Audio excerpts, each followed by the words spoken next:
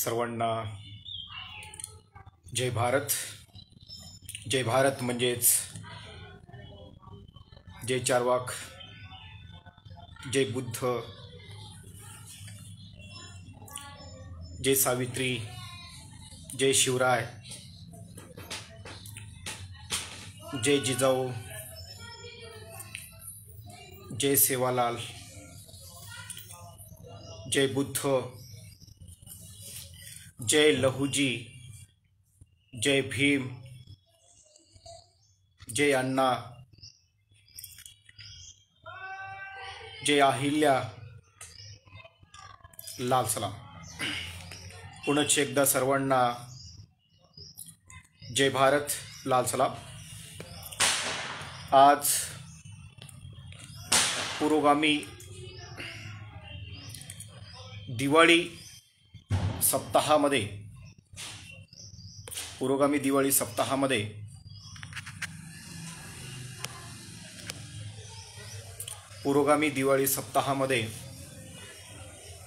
भारतीय communist party United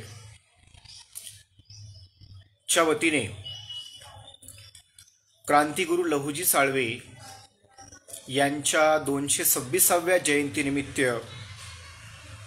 त्यांच्या जीवन आणि कार्यावरती प्रकाश टाकण्यासाठी आणि त्यांच्या कार्याला उजाळा देण्यासाठी आज भारतीय कम्युनिस्ट पार्टी युनायटेड यांच्या पेजवरती विषयाची मांडणी करण्यासाठी आज आलेलो आहे. भारतीय स्वातंत्र्य चळवळीतील क्रांतिगुरू लहुजी साळवे यांचे योगदान. विषय तसा फार मोठा आहे, परंतु या विषयाची मांडणी करत असताना काही मोजक्याच मुद्द्यांना या ठिकाणी मी स्पर्श करणार आहे आणि ते मुद्दे आपल्यासमोर मांडण्याचा प्रयत्न करणार आहे. सर्वप्रथम,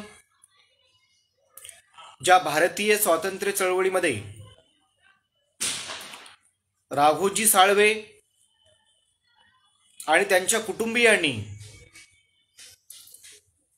जो प्रचंड त्याग केलेला आहे, आपल्या प्राणांची आहुती दिलेली आहे आणि या देशातील भारतीय स्वातंत्र्यासाठी प्रचंड मोठा लढा उभारला होता, सर्वप्रथम मी या सर्व शहीदांना आणि क्रांतिगुरू लहुजी साळवे यांच्या 226व्या जयंतीनिमित्त नतमस्तक होतो आणि विनम्र अभिवादन करतो. क्रांतिगुरू लहुजी साळवे यांचं भारतीय स्वातंत्र्य लढ्यातील योगदान विचारात घेत असताना आपल्याला वेळोवेळी ऐतिहासिक संदर्भाचा उल्लेख करावा लागेल. जे ऐतिहासिक संदर्भ आहेत त्या ऐतिहासिक संदर्भाशिवाय क्रांतिगुरूचा भारतीय स्वातंत्र्य लढ्यातील प्रवास आम्हाला सहजपणे अभ्यास करणं कठीण होऊन जातं. आणि म्हणून या क्रांतिगुरूची जडणघडण कशी झालेली आहे त्याचा अभ्यास करण्यासाठी काही ऐतिहासिक संदर्भाचा मी या ठिकाणी उल्लेख करेन. सर्वप्रथम मी पुनश्च एकदा या देशातील सर्व शोषित, वंचित, दुर्लक्षित सर्व बहुजन भारतीय समाजाला क्रांतिगुरू लहुजी साळवे यांच्या 246व्या जयंतीनिमित्त अगदी मनापासून हार्दिक हार्दिक शुभेच्छा देतो. आज या जयंती दिवसाचे औचित्य साधून आपण क्रांतिगुरू लहुजी साळवे यांचं कार्य आणि इतिहास समजून घेत आहोत. त्या कार्याची उजळणी आपण आज करणार आहोत. त्या कार्याची उजळणी करत असताना मात्र आपणास काही ऐतिहासिक पैलूंचा या ठिकाणी अभ्यास करावा लागणार आहे. त्याच्याशिवाय आम्हाला पुढे जाता येणार नाही. तसं पाहिलं तर क्रांतिगुरू लहुजी साळवे यांची जडणघडण ज्या पुणे जिल्ह्यातील पुरंदर या शिवरायांच्या कालखंडातील जो पुरंदर किल्ला आहे याच्या पायथ्याशी पेठ या छोट्याशा गावामध्ये त्यांची जडणघडण झाली.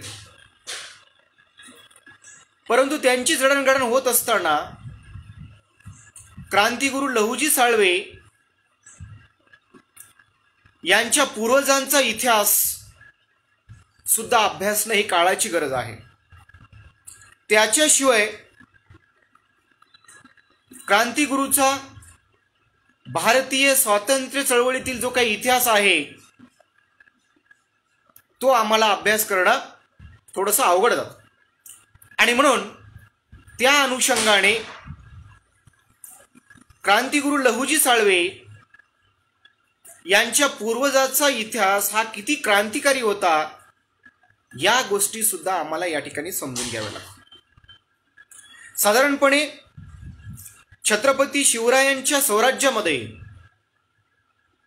18 आलुतेदार आणि 12 बलुतेदार, मांग, महार, चांभार, ढोर, होलार, कैकाडी, रामोशी या सर्व 18 आलुतेदार आणि 12 बलुतेदार जाती जमातीच्या सैन्यांना मावळे म्हणून छत्रपती शिवरायांनी त्या ठिकाणी संधी दिलेली होती. आणि म्हणून छत्रपती शिवरायांचं जे काही साम्राज्य होतं ते बहुजनांचं साम्राज्य होतं, बहुजनांचं स्वराज्य होतं हे आम्हाला वेळोवेळी त्या ठिकाणी सांगावं लागतं. आणि त्याच कालखंडामध्ये साधारणपणे क्रांतिगुरू लहुजी साळवे यांचे आजोबा म्हणजे राघोजी साळवे यांचे वडील, त्यांचं नाव होतं थोरले लहुजी साळवे. थोरले लहुजी साळवे हे थोरले लहुजी साळवे त्या काळामध्ये छत्रपती शिवरायांच्या पुणे येथील पुरंदर जिल्ह्याचे, पुरंदर या किल्ल्याचे संरक्षणाची महत्त्वपूर्ण जबाबदारी त्यांच्याकडे होती. आणि या पुरंदर किल्ल्याचं संरक्षण करत असताना थोरले लहुजी साळवे प्रचंड शूर, प्रचंड पराक्रमी,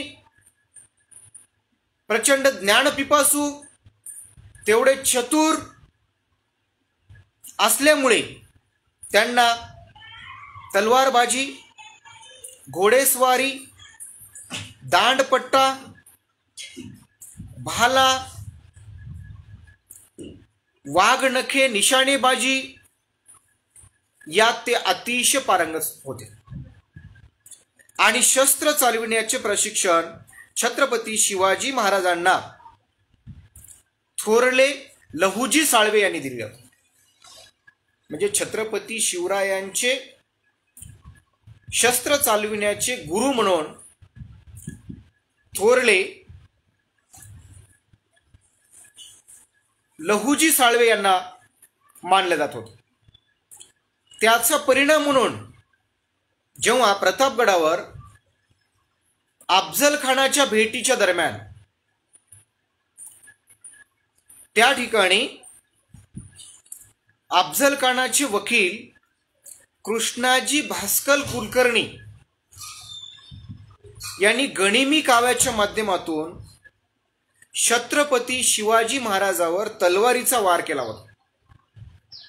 तेव्हा छत्रपती शिवाजी महाराजांनी कृष्णाजी भास्कर यांच्यावर सर्वप्रथम दांडपट्टा चालविला होता सर्वप्रथम. आणि हे दांडपट्टा चालविण्याचे प्रशिक्षण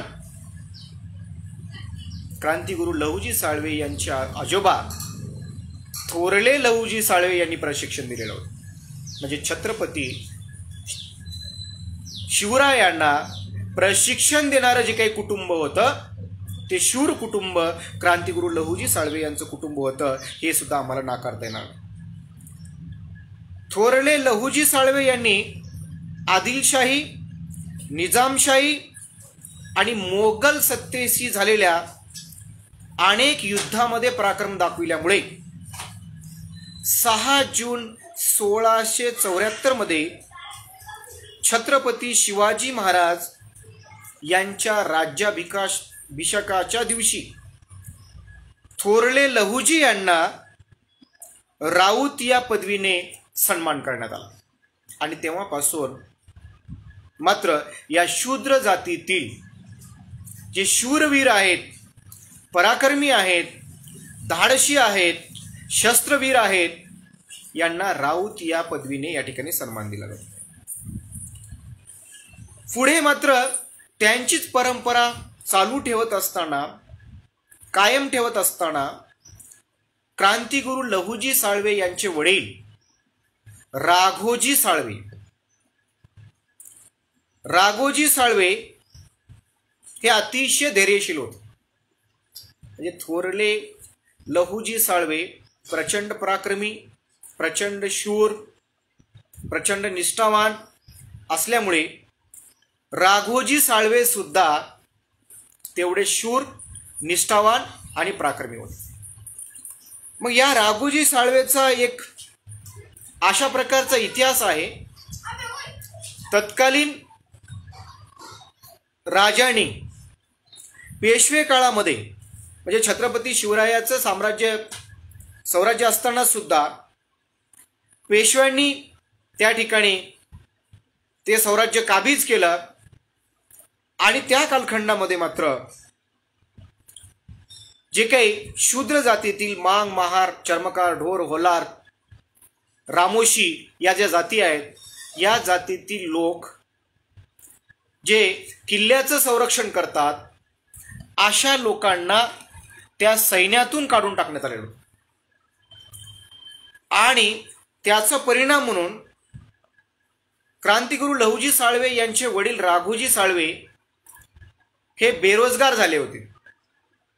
ते पुण्याजवळील त्या पुरंदर किल्ल्याच्या पायथ्याशी पेठ या गावामध्ये मग मोलमजुरी करून आपलं जीवन त्या ठिकाणी व्यतीत करत होते. मग एक दिवस त्या जवळपासच्या जंगलामध्ये एक भला मोठा वाघ धुमाकूळ घालत होता. वन्य प्राण्याशिवाय पाळीव प्राण्यावर सुद्धा तो हल्ला करत होता आणि माणसावरती हल्ला करत होता. आणि सतत त्या परिसरामध्ये, त्या भागामध्ये वाघाने हल्ला केलेला आहे. आणि वाघ हल्ला करतो आणि माणसं दिवसा ढवळ्या तो मृत्युमुखी पाडत होता. आणि समस्त पुणे आणि पुरंदर परिसरामध्ये प्रचंड चर्चा होती. वाघाची प्रचंड भीती त्या ठिकाणी निर्माण झाली होती. आणि यातून मार्ग काढण्यासाठी म्हणून एक दिवस राघोजी साळवे यांनी हा विषय मनावर घेतला. आणि राघोजी साळवे मात्र त्या जंगलामध्ये गेले ज्या ठिकाणी वाघ. आणि त्यांच्या हातातील जे काही दांडपट्टा आहे, हातातील जे काही शस्त्र आहे, शस्त्राच्या आधारे त्यांनी वाघाच्या पायावर, वाघाच्या घुटण्यावरती जोरदार प्रहार केला. आणि अक्षरशः त्या बलदंड वाघाला त्यांनी घायाळ करून टाकला. आणि घायाळ करून वाघाचे हातपाय बांधून अक्षरशः वाघाला डोक्यावर घेऊन, पाठीवर घेऊन गावभर वाघाची धिंड काढली. याची चर्चा मात्र तत्कालीन दुसरा बाजीराव, पेशवा दुसरा बाजीराव यांच्या दरबारामध्ये चर्चा रंगली. राघोजी साळवेने अख्खं गावभर जिवंत वाघाला फिरवून, जिवंत वाघाला पकडून त्या ठिकाणी गावभर धिंड काढली. याची चर्चा मात्र त्या ठिकाणी दुसऱ्या बाजीरावाच्या दरबारामध्ये झाल्यामुळे बाजीरावाने क्रांतिगुरू लहुजी साळवे यांचे वडील शूरवीर राघोजी साळवे यांना निमंत्रण धाडलं. आत्ताच्या आत्ता तुम्ही पेशव्यांच्या दरबारामध्ये या. आणि त्यावेळी मात्र पेशव्यांच्या दरबारामध्ये गेल्यानंतर अतिशय महत्त्वाची जबाबदारी त्या ठिकाणी वन्य प्राण्यांचं जो काही शिकारखाना आहे, तो शिकारखाना सांभाळण्याची, त्याचं संरक्षण करण्याची आणि जोपासना करण्याची अतिशय महत्त्वाची जी काही जबाबदारी आहे ते क्रांतिगुरू लहुजी साळवे यांचे वडील राघोजी साळवे यांच्यावरती पडले. आणि तेव्हापासून सातत्याने मात्र पुरंदर किल्ल्याच्या संरक्षणाची जबाबदारी ही पूर्णतः राघोजी साळवे यांच्यावरती पडली. आणि राघोजी साळवे सातत्याने मात्र त्या किल्ल्यांचं संरक्षण करत करत आपला शूरपणा, तलवारबाजी, आपलं एकंदरीत जे काय आहे दांडपट्टा, या सगळ्या गोष्टीकडे लक्ष केंद्रित करून आपला शूरबाणा सातत्याने त्या ठिकाणी कायम ठेवतो. मग पुढे अशा प्रकारची करामत करत असताना त्या ठिकाणी 14 नोव्हेंबर हा दिवस उजडला, म्हणजे आजचा दिवस उजडला की ज्या दिवशी आम्ही क्रांतिगुरू लहुजी साळवे यांची जयंती मोठ्या थाटामाटामध्ये साजरी करत आहोत. आज संपूर्ण महाराष्ट्रासह, केवळ पुणे आणि परिसरच नव्हे, संपूर्ण महाराष्ट्रासह देशभरामध्ये क्रांतिगुरू लहुजी साळवे यांचा जयंती सोहळा मोठ्या उत्साहामध्ये साजरा करतात. त्या क्रांतिगुरू लहुजी साळवे यांचा जन्म 14 नोव्हेंबर 1794 रोजी त्या ठिकाणी झाला. पुरंदर किल्ल्याच्या पायथ्याशी खेड या पेठ या गावामध्ये क्रांतिगुरू लहुजी साळवेंचा या ठिकाणी जन्म झाला. आणि बालवयापासूनच सैन्यामध्ये वेगवेगळ्या प्रकारचे कसब दाखवण्याचं प्रशिक्षण वडील राघोजी साळवे यांच्याकडून मिळत असल्यामुळे घरामध्ये दांडपट्टा, तलवार, भाला हे सगळं क्रांतिगुरू लहुजी साळवे यांच्या घरामध्ये असल्यामुळेच बालपणापासूनच शिक्षणापेक्षा लहुजींना, बाल लहुजींना दांडपट्टा चालवणे, तलवारबाजी खेळणे आणि इतर शस्त्रास्त्रे चालवणे याच्याकडे जास्तीचं लक्ष त्या ठिकाणी केंद्रित झालं. आणि बालवयामध्येच ते आपले वडील राघोजी साळवे यांच्याबरोबर पुरंदरच्या किल्ल्यावरती जात होते. त्या ठिकाणी वडील ज्या प्रकारचं संरक्षणाची जबाबदारी पार पाडतात तशी जबाबदारी मला पार पाडता येईल का, या दृष्टिकोनातून सुद्धा बाल लहुजी त्या ठिकाणी कार्य करू लागले. आणि त्यावेळी त्यांचा बाल सहकारी क्रांतिगुरू लहुजी साळवे यांचे वडील राघोजी साळवे यांच्यासोबत दादाजी नाईक होते, दादाजी नाईक. आणि या दादाजी नाईकासोबत पुरंदर किल्ल्याची रखवालदारी करण्याची जबाबदारी लहुजी साळवे यांचे वडील राघोजी साळवे यांच्यावरती होती. आणि त्यांचा दादाजी नाईकांचा मुलगा उमाजी नाईक त्यांनी फार मोठी कामगिरी नंतरच्या कालखंडामध्ये करून दाखवली. हे बालवयामध्ये क्रांतिगुरू लहुजी साळवे आणि उमाजी नाईक हे बालमित्र बनले. बालपणामध्येच दांडपट्टा खेळणे, पोटाने गड चढणे, तलवारबाजी, तिरंदाजी, मलखांब, गनिमी कावा, कुस्तीचा फळ यासारख्या अनेक शूर गोष्टी बालवयामध्येच क्रांतिगुरू लहुजी साळवे करू लागले. बघता बघता लहुजी साळवे त्या परिसरामध्ये बालवयामध्ये एक मल्ल म्हणून, एक शूर बालवीर म्हणून त्यांना प्रसिद्धी मिळाली. आणि जवळपासच्या गावामध्ये, यात्रेमध्ये ते कुस्त्या खेळू लागले, कुस्त्याचे फळ रंगू लागले. आणि मग बघता बघता क्रांतिगुरू लहुजी साळवे हे वयोमानानुसार प्रचंड कमी वयामध्ये त्यांनी प्रसिद्धी मिळवली. 1811चा कालखंड उजाडला. आणि 1811च्या कालखंडामध्ये मग वडील राघोजी साळवे यांना असं वाटलं की आता मुलगा मोठा झालेला आहे, तो शूरपणा दाखवतो आहे, पराक्रम गाजवतो आहे, आणि त्यामुळं त्यांना आता सैन्यामध्ये नोकरी द्यायला काही हरकत नाही. 1811 सैन्यामध्ये जनाईच्या मळ्यामध्ये राखणदाराची जबाबदारी वीर लहुजी साळवे यांच्यावरती सोपवण्यात आली.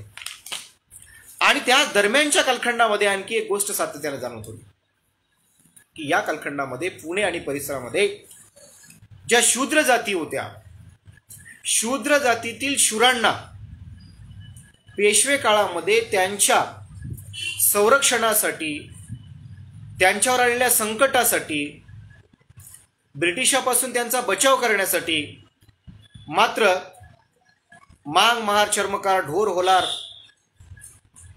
भंगी या सर्व ज्या काही शूद्र जाती आहेत, या शूद्र जातीतील शूरांना सैन्यामध्ये भरती करून घेऊन त्यांचा वापर केला जातो.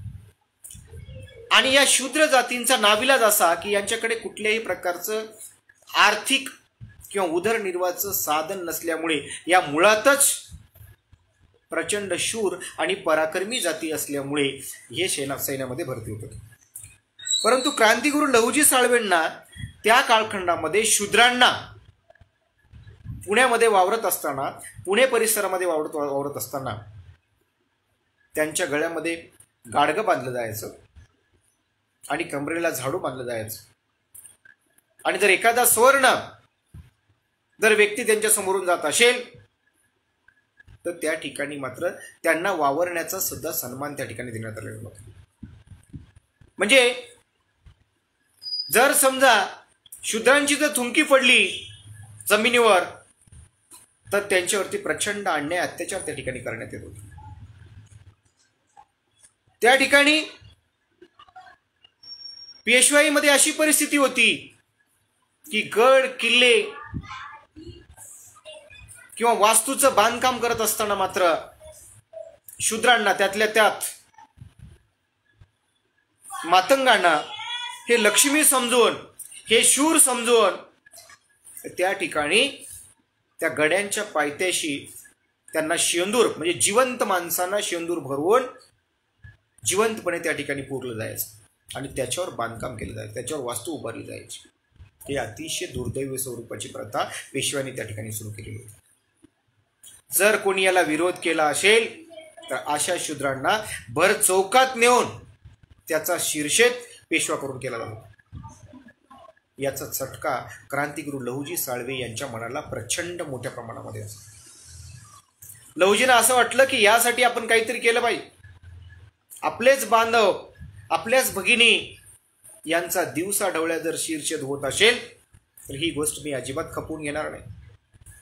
आणि त्यावेळी नोकरीमध्ये मात्र त्या ठिकाणी काही क्रांतिगुरू लहुजी साळवे यांचं मन रमत नव्हतं. दरम्यानच्या कालखंडामध्ये वडील राघोजी साळवेंनी लहुजीचं त्या नोकरीमध्ये मन रमत नसल्यामुळे लहुजींच्या लग्नाचा विचार केला. लग्नासाठी मुलगी शोधण्याचा प्रयत्न केला.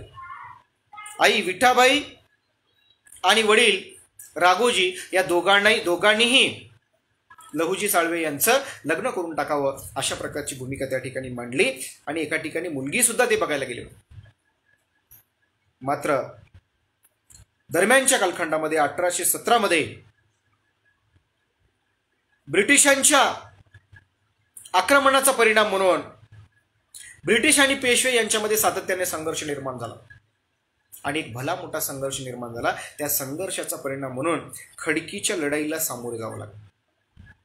आणि या खडकीच्या लढाईला सामोरे जात असताना तात्काळ वडील राघोजी साळवे यांना निमंत्रण आलं की आत्ताच्या आत्ता खडकीच्या लढाईची तयारी करण्यासाठी तुम्ही सामील व्हा आणि आपली उपस्थिती नोंदवा. त्यावेळी मात्र खडकीच्या लढाईचा सज्ज होण्यासाठी तात्काळ निमंत्रणामुळे वडील राघोजी साळवे यांना त्या ठिकाणी जावं लागलं. राघोजी साळवे तिकडे जाताच आई विठाबाई यांचा आजारपणामुळे दुःखद असं निधन झालं आणि त्यावेळी लहुजी साळवे यांच्या कुटुंबावर दुःखाचा डोंगर पसरला. दरम्यानच्या कालखंडामध्ये पुन्हा या दुःखातून वडील राघोजी साळवे, क्रांतिगुरू लहुजी साळवे सावरतात न सावरतातच खडकीच्या लढाईला रंग चढला. ब्रिटिशांनी त्या ठिकाणी प्रचंड हल्ला करण्याची मोहीम सुरू केली. तत्कालीन ब्रिटिश अधिकारी एलिफिन्स्टन यांनी मात्र आपलं सैन्य घेऊन खडकीच्या लढाईसाठी ते सैन्य सज्ज ठेवलं आणि त्याचा परिणाम म्हणून मग इंग्रज आणि पेशवे यांच्यामध्ये प्रचंड मोठी लढाई. तर इंग्रज आणि पेशवे म्हणण्यापेक्षा हा दुसरा बाजीराव एका ठिकाणी पुण्यामध्ये आरामदायक ठिकाणी बसलेला होता. तो काय आलिशान बंगल्यामध्ये दुर्बिणीद्वारे लढाई कशी चालू आहे ते पाहत होता. पहा पेशव्यांची नीती कशा प्रकारची आहे. पेशवे कशा प्रकारची कूटनीती करतात आणि लढण्यासाठी कोण, मार मांग ढोर चांबार होलार हटकर धनगर माळी साळी कोळी हे सैन्यामध्ये तिथं लढण्यासाठी पुढे ब्रिटिशांच्या विरुद्ध. पहिला दिवस, दुसरा दिवस, तिसरा दिवस सतत पेशवाई सैन्य म्हणजेच बहुजनांचं सैन्य पण लढणार पेशव्यांच्या बाजूनं हे ब्रिटिशांच्या विरुद्ध त्या ठिकाणी लढत होतं. आणि लढता लढता प्रचंड वर्चस्व त्या ब्रिटिशांच्या सैन्यावरती निर्माण केलेलं होतं. दरम्यानच्या कालखंडामध्ये असं वाटत होतं की आता पेशव्यांचं जे काही सैन्य आहे ते जिंकेल, लढाई जिंकेल. नंतर मग त्या ठिकाणी लगेचच ब्रिटिश अधिकारी एलिफिस्टन यांनी मात्र चाल खेळली. गनिमी काव्याच्या माध्यमातून अचानकपणे ठाणे येथून अतिरिक्त सैन्यांचं कुमक मागवलं. ते अतिरिक्त सैन्यांचं कुमक प्रचंड हल्ला त्या पेशव्यांच्या सैन्यावरती केलं. त्या ठिकाणी क्रांतिगुरु लहुजी साळवेंचे वडील राघोजी साळवे हे दांडपट्टा चालवायचे आणि ब्रिटिशांचं जे काही टार्गेट होतं राघोजी साळवेला संपवल्याशिवाय पेशव्याचं सैन्य आम्हाला हाणून पाडता येणार नाही अशा प्रकारचं ब्रिटिशांचं टार्गेट होतं. आणि ब्रिटिशांनी मात्र अचानकपणे पाठीमागून वार केला आणि ठाणे येथून गुप्त मार्गाने सैन्य पाठवलं आणि प्रचंड हल्ला त्या राघोजी साळवे यांच्यावरती झाला. आणि राघोजी साळवे अक्षरशः हजारो सैनिकांना मारत मारत अक्षरशः त्यांना त्या ठिकाणी त्या ठाण्याच्या सैन्यामुळे शहीद व्हावं लागलं. आणि त्यावेळी दुसरा बाजीराव पुण्यामध्ये आलिशान बंगल्यामध्ये बसून दुर्बिणीद्वारे पाहत होता. आणि हे जेव्हा खबर त्याच्यापर्यंत पोहोचली की क्रांतिपिता राघोजी साळवे हे शहीद झालेले आहेत खडकीच्या लढाईमध्ये, त्यावेळी मात्र शहीद झाल्यानंतर आता आमचा पराभव अटळ आहे याची भीती दुसऱ्या बाजीरावाच्या मनामध्ये निर्माण झाली. आणि दुसरा बाजीराव पुण्यामधून पळ काढला. तसं 2000 सैनिक दुसऱ्या बाजीरावासोबत होते. असं असताना सुद्धा पळकुट्ट्या बाजीरावामुळे क्रांतिपिता राघोजी साळवे म्हणजे लहुजी साळवे यांच्या वडिलांचा त्या ठिकाणी मृत्यू झालेला आहे. ते लढाईमध्ये शहीद झालेले आहेत. तर दुसरा बाजीरावाने ते त्यांच्याकडचं आहे ते सैन्य जर घेऊन गेला असतं तर त्या ठिकाणी पण निश्चितपणे क्रांतिपिता राघोजी साळवे यांचा प्राण वाचला असता. याला केवळ आणि केवळ पेशवा दुसरा बाजीराव जबाबदार आहे असं या ठिकाणी मला सांगायचं. आणि त्यावेळी मात्र वडिलांचे प्राण जात असताना एका बाजूने खंबीरपणे लहुजी साळवे प्रतिकार करत होते, परंतु दुसरीकडे आपल्या डोळ्यासमोर जेव्हा वडिलांचा मृत्यू होतो त्यावेळी एकीकडे अश्रू पुसत पुसत ब्रिटिश सैन्याविरुद्ध खंबीरपणे बंड करण्याचं काम क्रांतिगुरु लहुजी साळवे या ठिकाणी करत होते. आणि मग त्या ठिकाणी तत्कालीन पेशव्यांचा जो काही म्होरक्या आहे गोखले यांनी पराभव पत्करला आणि पराभव स्वीकारला. पराभव स्वीकारल्यानंतर त्याच ठिकाणी वडिलांच्या रक्ताला त्या ठिकाणी एक दगड लावून क्रांतिगुरु लहुजी साळवे यांनी शपथ घेतलं की या ब्रिटिशांचा खात्मा केल्याशिवाय माझं जे काही स्वप्न आहे ते पूर्ण होणार नाही. आणि म्हणून तिथे शपथ घेतली, जगेन तर देशासाठी आणि मरेन तर देशांसाठी. क्रांतिगुरु लहुजी साळवे यांनी शपथ घेतली, जगेन तर देशासाठी मरेन तर देशासाठी. कारण आईचा मृत्यू झालेला होता, वडील शहीद झालेले होते, 2 बहिणी लहान होत्या. त्यांची जबाबदारी असताना सुद्धा मग क्रांतिगुरु लहुजी साळवेने एक शपथ घेतली की मी आयुष्यभर लग्न करणार नाही.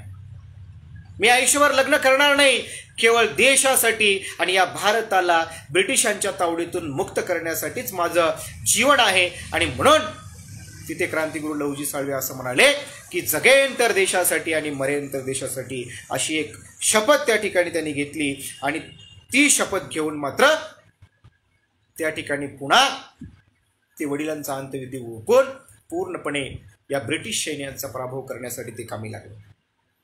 दरम्यानच्या कालखंडामध्ये साधारणपणे 17 नोव्हेंबर 1817 पुण्यामध्ये जे काही पेशवाई होते तर त्या ठिकाणी मात्र ब्रिटिशांचा युनियन जॅकचा झेंडा त्या ठिकाणी फडकवला आणि ब्रिटिशांचं वर्चस्व पुण्याच्या पेशवेकालीन परिस्थितीमध्ये पेशव्यांच्या साम्राज्यावरती ब्रिटिशांचं जे काही वर्चस्व साम्राज्य त्या ठिकाणी निर्माण झालं.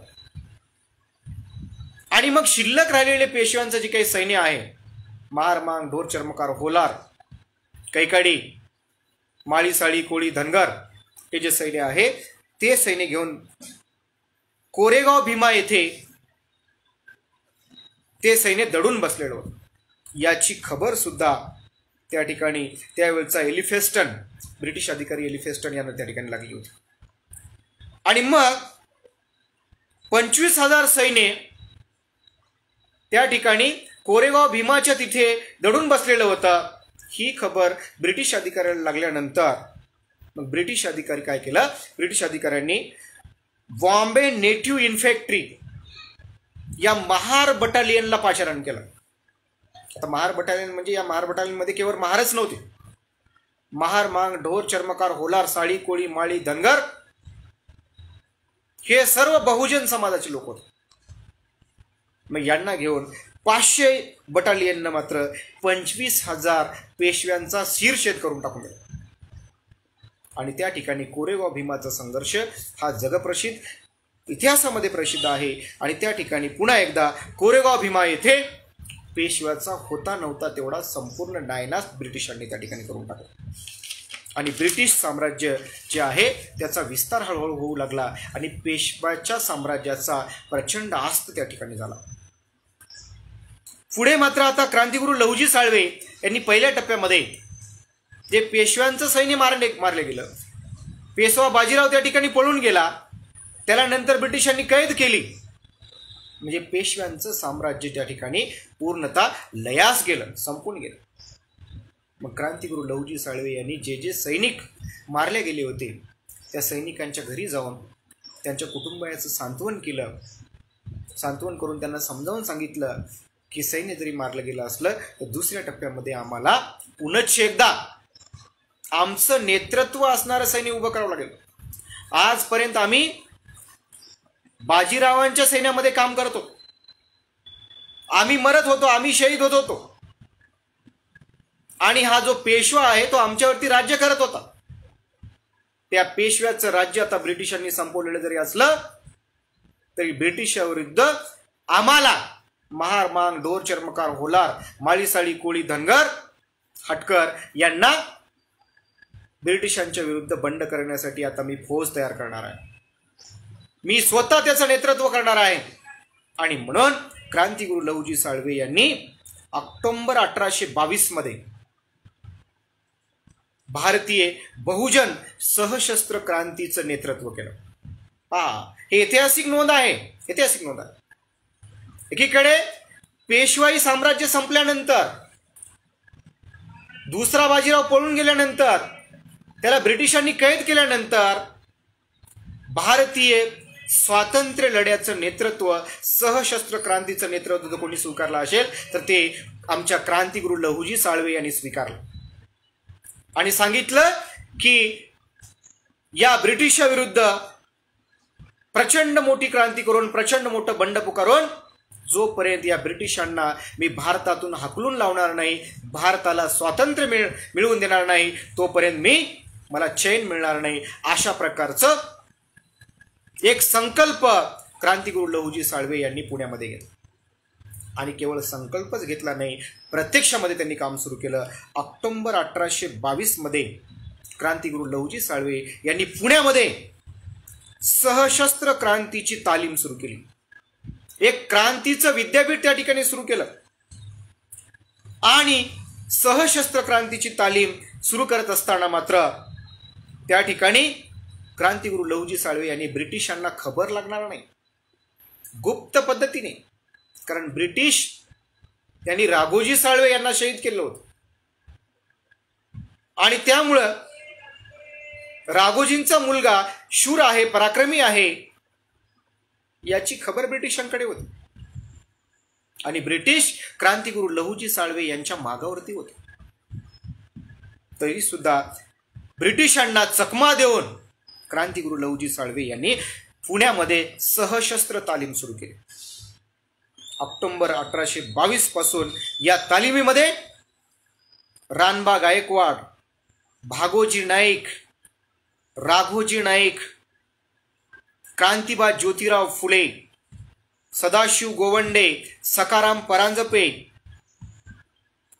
विठ्ठल वाळवेकर, उस्मान शेख, तात्या टोपे, रंगो बापो, बाबिया, योरिया, दौलतराव नाईक, वासुदेव बळवंत फडके, बाळ गंगाधर टिळक,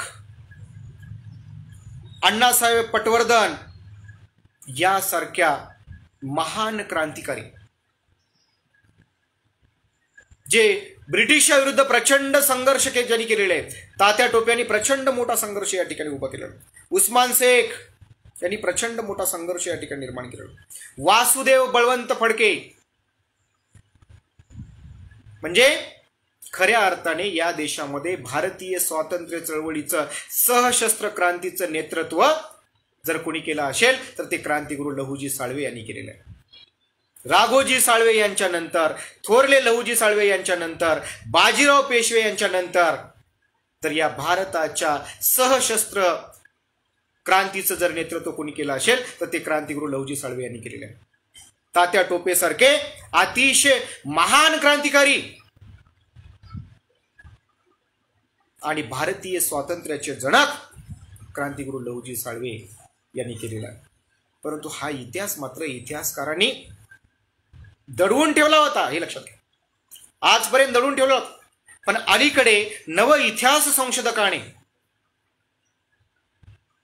इतिहास संशोधकांनी मात्र आता हे नवीन माहिती पुढे आलेली आहे आणि म्हणून क्रांतिगुरू लहुजी साळवेचा इतिहास आता दुसऱ्यांदा लिहित आहेत नवसंशोधक इतिहासकार आमचे मित्र प्राध्यापक डॉक्टर राज ताडेराव, प्राध्यापक डॉक्टर साईनाथ शेट्टोड सारख्या नवसंशोधक इतिहासकारांनी मात्र खऱ्या अर्थाने क्रांतिगुरू लहुजी साळवे यांचा इतिहास दुसऱ्यांदा या ठिकाणी जगासमोर या ठिकाणी आणत आहे. आणि म्हणून अशा इतिहासकाराने त्यांच्या लेखणीची धार ही मजबूत करावी आणि अशा इतिहासकाराच्या लेखनामुळेच लहुजी साळवे यांचा खरा इतिहास या ठिकाणी येणाऱ्या कालखंडामध्ये पुढे येऊ शकतो, यातील मात्र शंका नाही. आणि म्हणून दोन गोष्टी या ठिकाणी सांगाव्या लागतात. तात्या टोपे, वासुदेव बळवंत फडके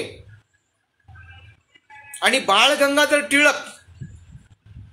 पण लहुजींनी टिळकांना काही वैदिक धर्म वाढवायला सांगितलं नव्हतं. लक्षात घ्या, लहुजींनी टिळकांना काही गणपती बसवून धर्म वाढवायला नाही सांगितलं होतं.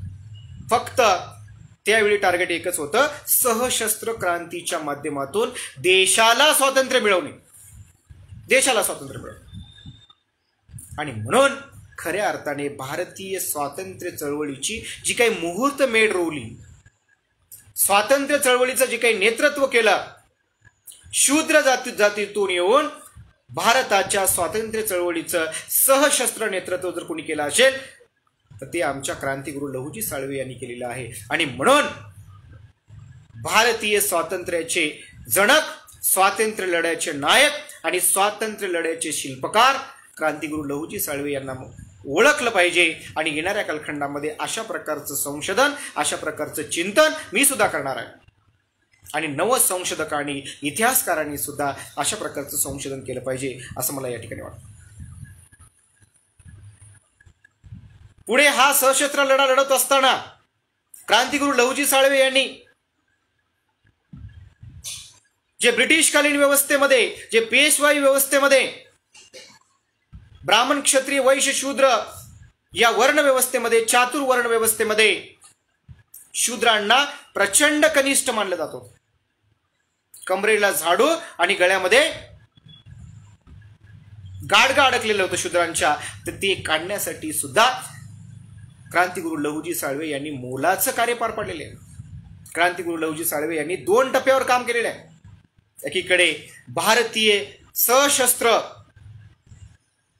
क्रांतिकारकांचं सशस्त्र लढ्याचं सुद्धा नेतृत्व केलं आणि दुसरीकडे मात्र सामाजिक क्रांतीचं सुद्धा नेतृत्व, त्याचा पाया क्रांतिगुरू लहुजी साळवे यांनी घातलेला. दरम्यानच्या कालखंडामध्ये क्रांतिगुरू लहुजी साळवे यांच्या सशस्त्र तालिमीमध्ये प्रशिक्षण घेतलेले एक शिष्य, ज्यांचं नाव आहे क्रांतिबा ज्योतिराव फुले,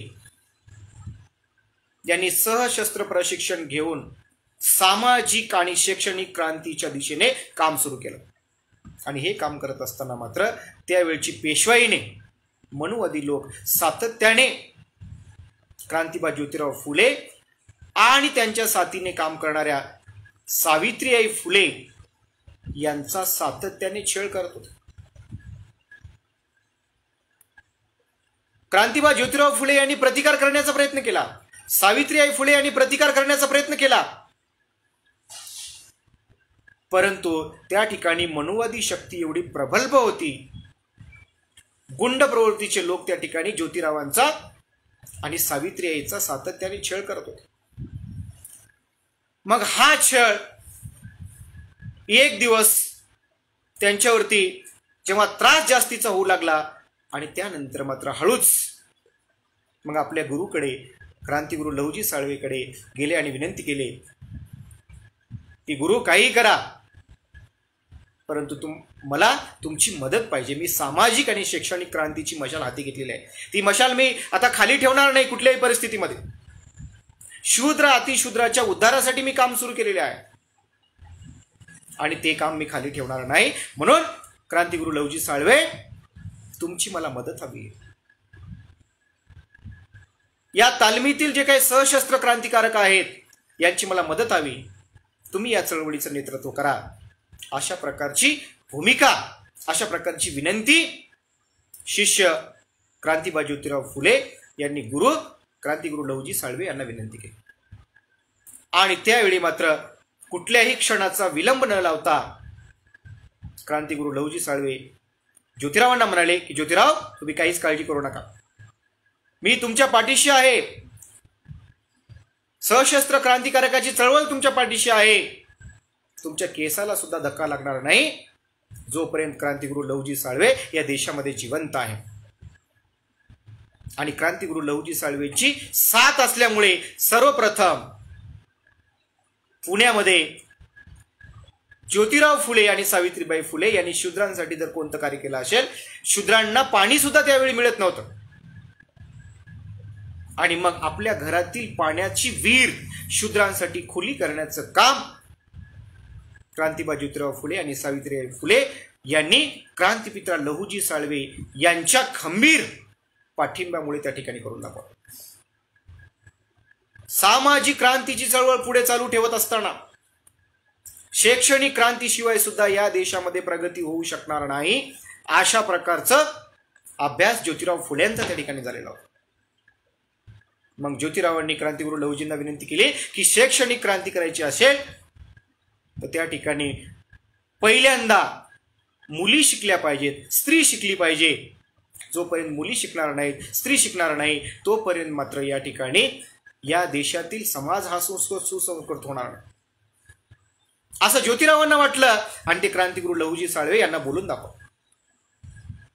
पुन्हा क्रांतिगुरूचं तेच उत्तर आलं की ज्योतिराव, तुम्ही पुढे व्हा, तुम्ही काही चिंता करू नका, काही काळजी करू नका. क्रांतिगुरू लहुजी साळवे, मी स्वतः आपल्या सोबत आहे आणि त्यामुळं माझी काय मदत हवी आहे ते मला सांगा. मुलींना घरून शाळेत आणून देण्याची जिम्मेदारी माझी आणि शाळेतून घरी नेऊन सोडण्याची जिम्मेदारी माझी. कोणता माईकालाल पुढे येतो ते मी पाहतो. ही ठासून भूमिका त्यावेळी पेशवाईची जी काही भीती आहे ती भीती हाणून पाडण्याचं क्रांतिकारक कार्य त्या ठिकाणी क्रांतिगुरू लहुजी साळवेंनी केलं. आणि म्हणून 1848 मध्ये पुणे येथे क्रांतिबा ज्योतिराव फुले आणि सावित्रीबाई फुले हे दोन्हीही क्रांतिगुरू लहुजी साळवे यांच्या शिष्यांनी पहिली देशामधली शाळा सुरू केली. म्हणून एकीकडे क्रांतिगुरू लहुजी साळवे हे भारतीय सशस्त्र लढ्याचे नायक होतात, तर दुसरीकडे भारतातील सामाजिक आणि शैक्षणिक आणि सांस्कृतिक क्रांतीचे नायक सुद्धा होते. सांस्कृतिक क्रांतीचं आणखी एक महत्वाचं उदाहरण मी या ठिकाणी सांगतो. क्रांतिगुरु लहुजी साळवे यांनी दुसऱ्यांना सांगितलं नाही, तर त्यांनी स्वतःच्या घरापासून सुरुवात केलेली आहे. तसं स्वातंत्र्य लढ्यामध्ये स्वतःचे वडील शहीद झाले, आजोबा शहीद झाले, आणि या देशामध्ये अनेक क्रांतिकारकांची फळी क्रांतिगुरु लहुजी साळवे यांनी तयार केली. आणि तशी सामाजिक क्रांतीची, सांस्कृतिक क्रांतीची आणि शैक्षणिक क्रांतीची फळी सुद्धा क्रांतिगुरु लहुजी साळवे यांनी त्या ठिकाणी तयार केली आणि स्वतःच्या घरापासून सुरुवात केली. त्याचं उत्तम उदाहरण म्हणजे क्रांतिगुरु लहुजी साळवे यांची नात मुक्ता साळवे यांना सर्वप्रथम आपले शिष्य क्रांतिबा ज्योतिराव फुले आणि सावित्रीबाई फुले यांच्या शाळेमध्ये पाठवलं. आणि शाळेत जाऊन क्रांतिगुरु लहुजी साळवे यांची जी नात आहे तिनं काय निबंध लिहिलं बाबांनो? निबंध लिहिलं, आम्ही धर्म नसलेली माणसं, आम्ही धर्म नसलेली माणसं. आम्हाला कोणता धर्म आहे? वैदिक धर्म आमचा होऊ शकत नाही. आम्ही धर्म नसलेली माणसं आहोत. या देशामध्ये माणसाला जर माणसाप्रमाणे जर किंमत मिळत नसेल, वागणूक मिळत नसेल, तर अशा वेळी आम्ही माणसं आहोत का? आम्हाला धर्म आहे का? आम्ही माणूस आहोत का? अशा प्रकारचा सवाल त्या ठिकाणी उपस्थित केला. आणि मग तो निबंध संपूर्ण देशभरामध्ये प्रसिद्ध झाला. अतिशय बालवयामध्येच क्रांतिकारक निबंध लिहिल्यामुळे मुक्ता साळवेच्या निबंधाला प्रचंड मोठी प्रसिद्धी त्या ठिकाणी मिळाली. आणि त्यावेळी धर्मचिकित्सा करण्याचं काम क्रांतिगुरु लहुजी साळवे यांची नात मुक्ता साळवेंनी केलेलं. आणि खऱ्या अर्थाने आज सुद्धा परिस्थिती बदललेली आहे काय? आम्हाला या धर्मामध्ये किंमत आहे काय? धर्माने आम्हाला काय दिलेलं आहे काय? याचं जर आम्ही विचारमंथन केलं तर निश्चितपणे आम्हाला सांस्कृतिक जी काही भूमिका आहे ती भूमिका काय घ्यावी याच्या बाबतीत खरी जी काही शिकवण आहे क्रांतिपिता लहुजी साळवे आणि क्रांतिबा ज्योतिराव फुले आणि क्रांतिआई सावित्रीबाई फुले आणि मुक्ता साळवे यांनी आम्हाला शिकवलेलं आहे. आणि म्हणून या देशामध्ये सामाजिक क्रांती, सांस्कृतिक क्रांती, शैक्षणिक क्रांती या तिन्ही क्रांतीला सपोर्ट करण्याचं काम, समर्थन देण्याचं काम, खंबीरपणे उभं टाकण्याचं काम जर कोणी केलं असेल तर ते आमच्या क्रांतिगुरु लहुजी साळवे यांनी केलेलं आहे. आणि म्हणून खऱ्या अर्थाने त्यानंतर क्रांतिबा ज्योतिराव फुले, सावित्रीबाई फुले यांचाच वारसा पुढे चालू ठेवण्यासाठी महामानव डॉक्टर बाबासाहेब आंबेडकरांनी चौदार तळ्याचा सत्याग्रह केला पाण्यासाठी. जसं ज्योतिराव फुल्यांनी त्यांच्या घरातील पाण्याची विहीर खुली केली होती, तसं महामानव डॉक्टर बाबासाहेब आंबेडकरांनी चौदार तळ्याचा सत्याग्रह केला. सार्वजनिक ठिकाणी काळाराम मंदिर प्रवेश केला. आणि एवढं करूनही वैदिक लोक सुधारले नाहीत, वैदिक संस्कृती सुधारली नाही, म्हणून डॉक्टर बाबासाहेब आंबेडकरांनी सांस्कृतिक पर्याय या देशामध्ये दिला. आणि म्हणून त्या अनुषंगाने संविधानिक मार्गाने आमचे हक्क आणि अधिकार महामानव डॉक्टर बाबासाहेब आंबेडकरांनी क्रांतिगुरु लहुजी साळवे यांना जे काही अपेक्षित होत होतं, क्रांतिबा ज्योतिराव फुले, सावित्रीबाई फुले यांना जे अपेक्षित होतं ते सर्व भारतीय संविधानामध्ये लिहून ठेवलेलं आहे. आणि या संविधानावरच संपूर्ण भारत देश हा जगामध्ये एक लोकशाही राष्ट्र म्हणून पुढे आलेला आहे. हे सुद्धा आम्हाला या ठिकाणी नाकारता येणार आहे. आणि म्हणून या देशातल्या सामाजिक, सांस्कृतिक आणि शैक्षणिक क्रांतीचे गुरु जर कोण असतील तर ते क्रांतिगुरु लहुजी साळवे आहेत. ही दुसरी बाजू इतिहासाची. पण इतिहास संशोधकांनी, ब्राह्मणी इतिहासकारांनी, मनुवादी इतिहासकारांनी हे पुढे आणलेलं नाही. म्हणून पुन्हा एकदा जे नव इतिहास संशोधक आहेत, डॉक्टर साईनाथ शटवट, प्राध्यापक डॉक्टर राज ताडेराव, हे तुमच्यासमोर फार मोठं आव्हान आहे. आम्ही सुद्धा संशोधन करणार आहोत, पण तुम्ही इतिहासाचे अभ्यासक, इतिहासाचे संशोधक असल्यामुळे तुमच्यावरती ही फार मोठी जबाबदारी आहे. आणि येणाऱ्या कालखंडामध्ये ऐतिहासिक संशोधन हे पुढे आलं पाहिजे. या दृष्टिकोनातून आपण कार्य करूया. आणि पुनश्च एकदा खऱ्या अर्थाने भारतीय स्वातंत्र्याचा खरा इतिहास जर आम्हाला समजून घ्यायचा असेल आणि जर खरं आम्ही समजून घेतलं असेल तर आम्हा बहुजनांनी खऱ्या अर्थाने खऱ्या इतिहासाचं जर आम्ही पान चाळलं, पान लिहिलं, पानावर जर अभ्यास केला तर या देशामध्ये खऱ्या अर्थाने भारतीय स्वातंत्र्य लढ्याची, सशस्त्र स्वातंत्र्य लढ्याचं नेतृत्व केवळ आणि केवळ क्रांतिगुरू लहुजी साळवे यांनी केलेलं आहे. आणि क्रांतिगुरू लहुजी साळवे यांच्या सशस्त्र क्रांतिकारी लढ्यामुळेच भारताला स्वातंत्र्य मिळालेलं आहे. आणि म्हणून भारतीय स्वातंत्र्य लढ्याचे शिल्पकार क्रांतिगुरू लहुजी साळवे आहेत. आणि त्यामुळं भारत सरकारने तात्काळ क्रांतिगुरू लहुजी साळवे यांना भारतरत्न पुरस्काराने गौरवित केलं पाहिजे. आणि त्यांचे शिष्य क्रांतिबा ज्योतिराव फुले आणि सावित्रीबाई फुले या दोघांनाही भारतरत्न पुरस्काराने सन्मानित केलं पाहिजे. अन्यथा येणाऱ्या कालखंडामध्ये संपूर्ण महाराष्ट्रासह देशभरामध्ये लोकशाही मार्गाने तीव्र आंदोलन करण्याचा इशारा भारतीय कम्युनिस्ट पार्टी युनायटेडच्या वतीने आज क्रांतिगुरू लहुजी साळवे यांच्या जयंतीनिमित्त मी आपणास देतो. पुनश्च एकदा जय भारत, लाल सलाम.